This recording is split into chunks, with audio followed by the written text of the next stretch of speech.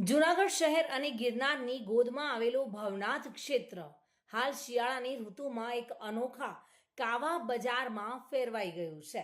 રાજ્યમાં બરાબર જામી ગયેલી ઠંડી વચ્ચે પ્રવાસીઓ ચા કોફીની જગ્યાએ ગરમા ગરમ આયુર્વેદિક ગિરનારી કાવાની ચૂસકી લેવાનો લાહવો લઈ રહ્યા છે. આ કાવા પ્રેમીઓ માટે માત્ર પીણું જ નહીં પરંતુ એક આયુર્વેદિક ઉપચાર પણ બની ગયો છે.